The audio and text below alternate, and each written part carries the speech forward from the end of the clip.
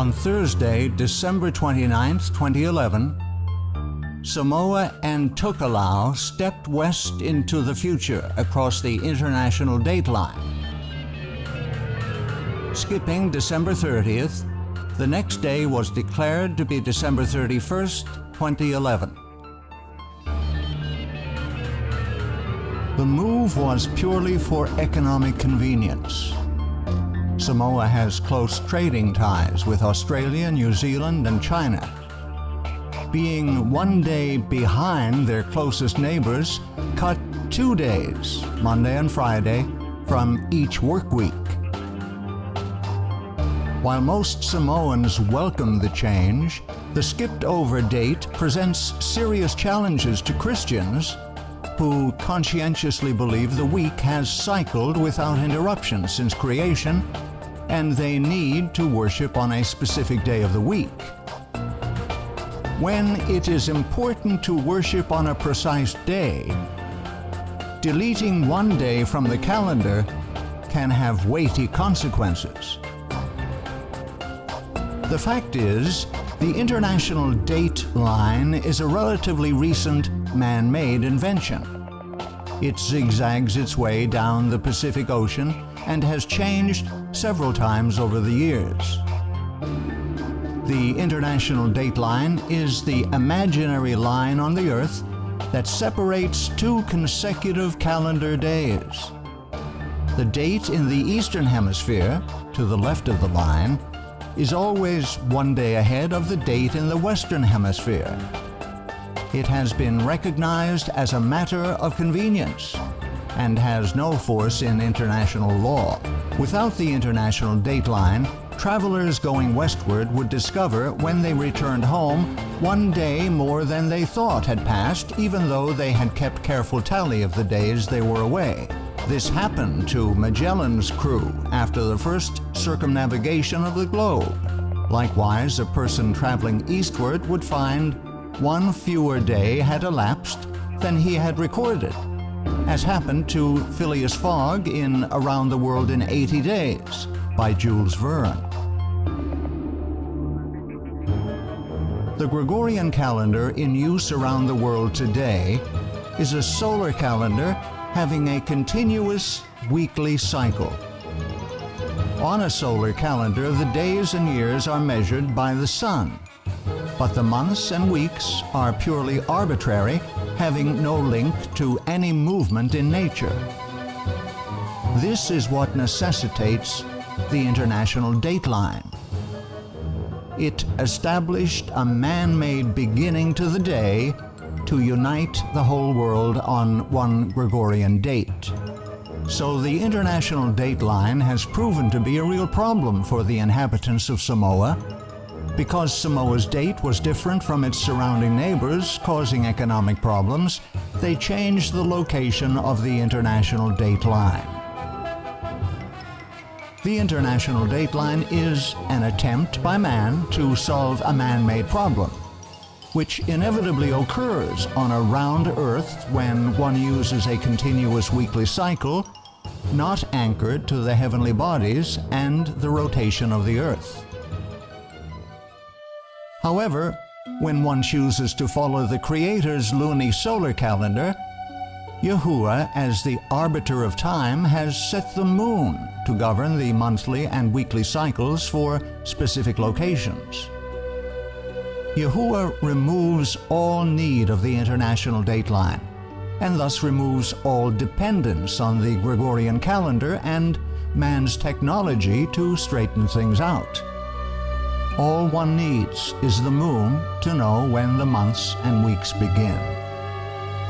It is widely believed the continuously cycling week in use today has come down uninterrupted from creation via Noah and his sons. The fact this is not true is demonstrated when we consider the various waves of immigration that took place after the flood. When Noah's descendants emigrated from the mountains of Ararat, some moved to the east, others to the west. If a tribe of seventh-day Sabbath-keeping Shemites moved to the east towards the rising sun, Eventually, several years later, they would come to a point halfway around the world. Being Sabbath keepers, they would have kept very careful track of time. Let us say, just for this example, they had used a continuous weekly cycle, as the world does today. Due to the rotation of the earth and the fact they move towards the rising sun, once they reached the far side of the world, they would be 12 hours ahead of their original starting point at Ararat. Now consider that a tribe of seventh-day Sabbath-keeping Japhethites also moved from Ararat. This tribe, however, moved to the west, following the setting sun. Being Sabbath keepers, they also would have kept a careful track of time. Again, for the sake of illustration, let us say they too used continuously cycling weeks. A few years later, upon arriving at the same point on the other side of the world occupied by the tribe of Shemites, who moved east, the tribe of Japhethites, who moved west, would be 12 hours behind the time at Ararat. The two tribes, one having gone east, the other west, would discover they were a full 24 hours apart. This would not be due to either group losing track. Rather, it is simply a function of the rotation of the earth that when one group travels east, they travel ahead of the daylight, while the group that travels west travels backward into the night that comes before the day. So which group is correct? The answer is, if they had been using a continuous weekly cycle, they would both be correct, which is not possible. And herein lies the crux of the problem. This conundrum actually proves the ideology of continuously cycling weeks from the days of creation to be absolutely false. As people spread out and populated the world in the centuries following the flood, they took with them the method of timekeeping used by Adam and his descendants, which was brought down through the flood by Noah and his sons. This method of timekeeping, established by Yahuwah at creation, was the luni-solar calendar. Unlike the solar Gregorian calendar, which uses only the sun for marking time in days and years, the luni-solar calendar uses both the sun and the moon for time calculation. Like the solar Gregorian calendar, the luni-solar biblical calendar uses the sun to measure days and years. Unlike the solar calendar, however, the luni-solar calendar uses the moon for regulating months. This, in turn, keeps track of the 7-day weeks because the weekly cycle restarts with each new moon. The result is, if two tribes moved away from Ararat, one to the east, the other to the west, and encountered each other a few years later on the other side of the world, they would both be 12 hours different from their original starting point at Ararat, but they would not be 24 hours apart from each other. As each tribe moved, they would keep track of time by watching the moon. As the tribes moved closer together on the far side of the world, their observation of the moon would also draw closer and closer together, so that when they finally met, they would both be as at the beginning of their journey, on the same day and the same date. Here is seen the beauty and symmetry of the heavenly system of timekeeping. At creation, Yahuwah specified the lights, plural, in the heavens were to be used for marking the passage of time, as well as noting the time for all religious observances. And Yahuwah said, "Let there be lights in the firmament of the heaven to divide the day from the night, and let them be for signs, and for seasons, and for days and years. The word seasons comes from the word moed. This is a word widely used to refer to all religious gatherings.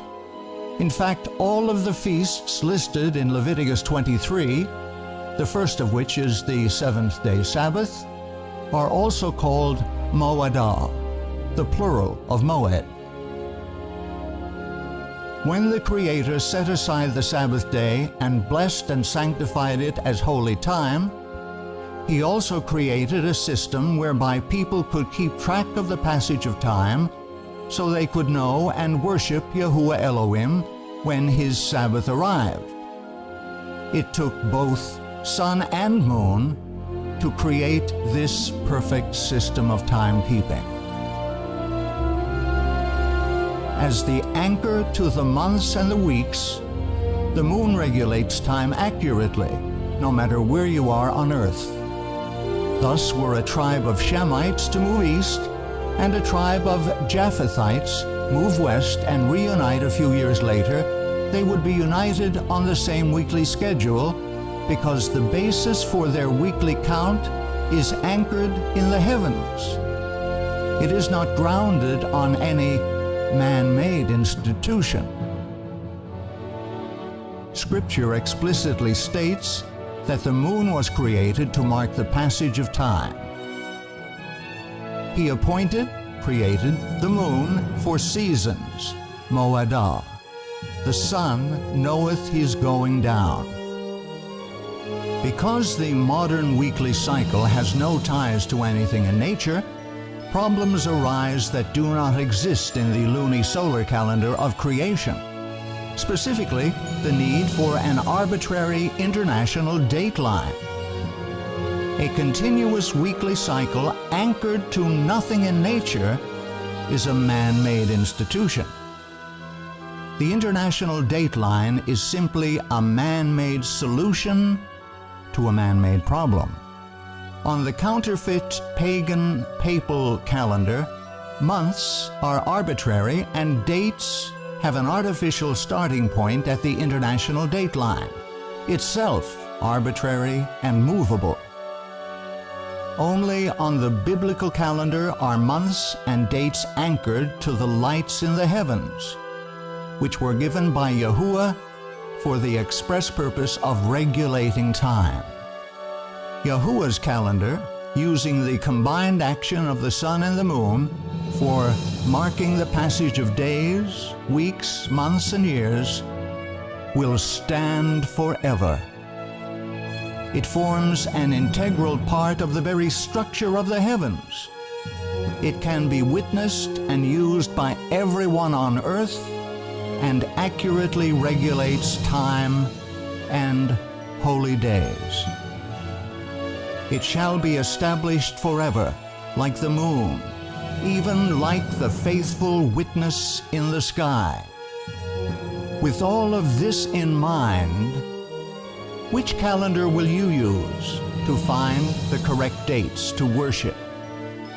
Man's, the Gregorian calendar, or Yahuwah's, the lunisolar calendar?